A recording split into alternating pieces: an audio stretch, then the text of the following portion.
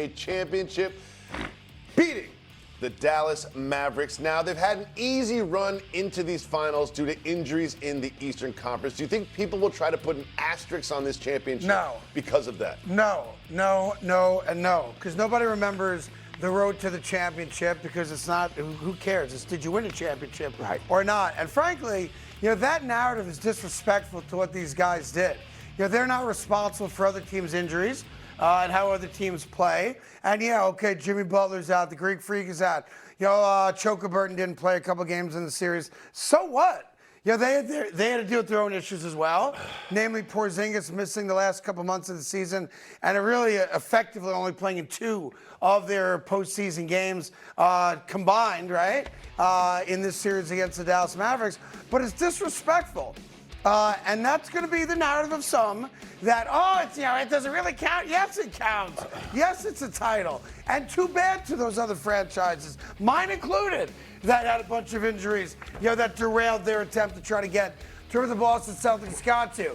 If you want to talk about the Boston Celtics this year, in a championship year, talk about them the way they are, the best team in basketball. Yep. I don't like the Celtics as a Knicks fan, but I respect the hell out of these guys. I love Tatum's game, love Brown's game, and I've grown an affinity for Joe Mazzulla, who a year ago was on the hot seat after replacing Ime Udoka, who couldn't keep his you-know-what in his pants, and got himself fired to go to NBA, Russia, which is known as the Houston Rockets right now. The dude came in with no experience, 34 years old at the time, he's 35 now, and all he did was keep his composure, stay consistent with who he is and what he believes in, and the team rallied around him.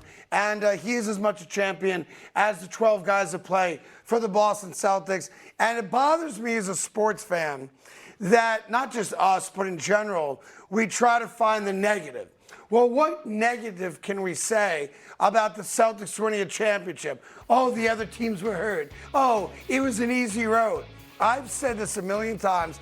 As a fan of teams that have never won, I have one title in my lifetime as a sports fan, and it was the '86 Mets. It got so bad for me, I turned coat and I became a Yankee fan, just trying to get a championship. And I built the church, Mets fans for Yankees. And a lot of people joined me because we were tired of losing, Tim Hardaway. And it bothers me when a team does win a championship and haters out there are going to try to poke holes in the championship. 10 years from now, nobody's going to say, oh, Tatum and Brown won a title, but do you remember who they played to get there? Pardon my language, but F that. These guys are champions. It's well-deserved, and they've now gotten individually that proverbial monkey off their back as guys like Malone, like Stockton, who got there a lot but could never quite get the job done. Good for them. I remember when this whole thing first started, and I'll take it back to college when Brad Stevens was the coach at Butler, because they beat Michigan State in the Final Four way back in 2010. Sure. So then, he becomes the head coach of the Boston Celtics. And look at this team that he put together. Gordon Hayward was a member of his basketball team who was his player at Butler, and he had to trade him. So you look at all the moves that he made. Drew Holiday, obviously the Milwaukee Bucks didn't appreciate him. Sure. He's a two-time champion. And the trades he didn't make. Yeah, you trade Kemba Walker, like you say, you trade Marcus Smart, which nobody agreed with at the time.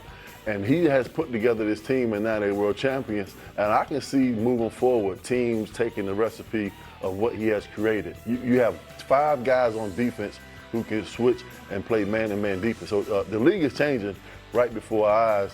And you just can't say enough about what he did with the organization. Timmy, your thoughts? Danny Ainge and got Tatum and Brown. Yep. He got Marcus Smart, and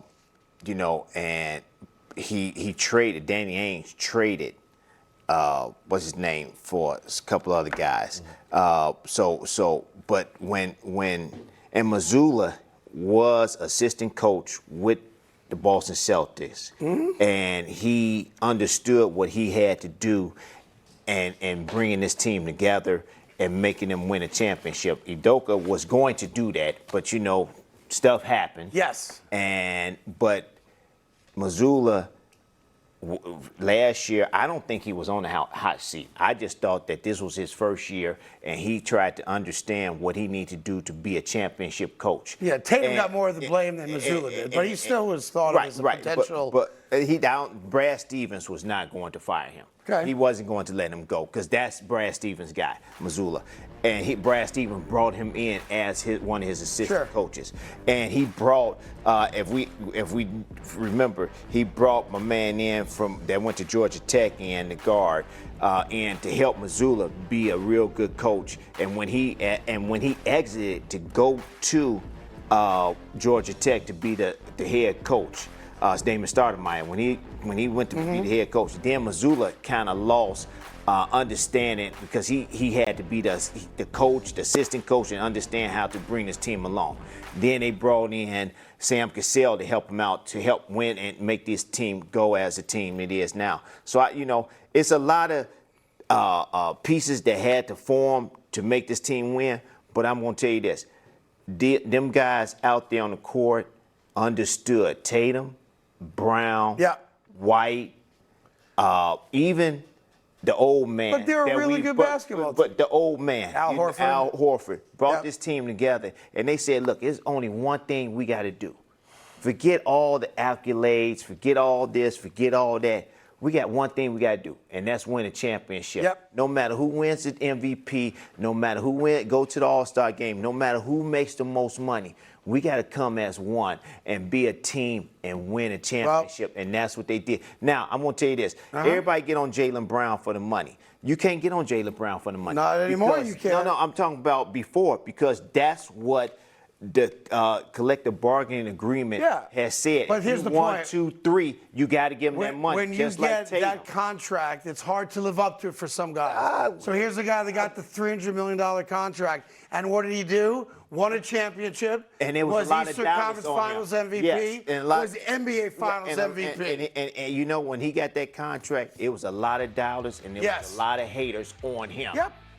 So he proved to them that they're wrong about him, and he went out there and did what he's supposed to do, and he stayed the course of the game. Well, I'll tell you this, Timmy. We talk about dynamic duos a lot, and what backcourt's better than this backcourt. What two guys are better than any other two guys, and we talk about in Denver. Oh, well, what about Jokic and Murray? And you talk about what we thought might happen in Phoenix this year, and of course, Kyrie and Luka and all that stuff. But right now, in the moment, and this can't be argued because they lifted a trophy last night, everybody is now chasing Tatum and Brown. Why not everybody? Everybody, other than maybe the Knicks. I'm with you on that. Let's say everybody chasing the Boston Celtics. Because it was the Boston Celtics. You're going to have two players on that team that did what they supposed to do, but everybody's chasing the Boston Celtics. But I'm saying what people talk about is the dynamic duos. The non-basketball people. The non-basketball people talk about that. The real basketball people talk about the Boston Celtics, why they won. And we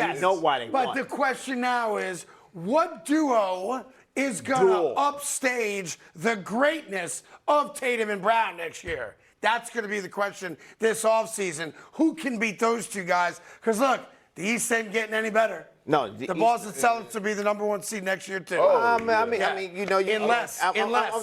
you this. Yeah, go ahead. The New York Knicks, they're going to be tough. Talk about it. Indiana Pacers going to be tough. To the Knicks. The Knicks going to be tough if they stay healthy. Yes. And if they sign Bucks. OG.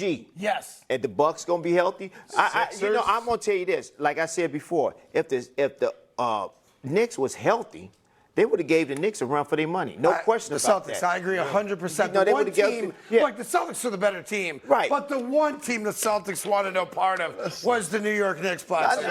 You know that. Let's just all agree that the New York Knicks will not beat the Boston Celtics in any series moving forward as long as Tatum and Brown are there. I'm not going to say that. I'm not going to say that. But, Craig, we do talk about dynamic duos a lot, and one of the things that we need to address is the dynamic duo on the losing side. Kyrie and Luka, both were pretty disappointing yesterday, particularly Kyrie. Were you disappointed in what you saw from the Mavericks in this series? Was I disappointing? Not personally, no. I think Kyrie Irving's going to look back, and if he's capable of having this type of feeling, he's going to have to look at himself and say, I let my team down, because for as great as he is, he had a bad NBA Finals. He had one good game, and that was Game 4.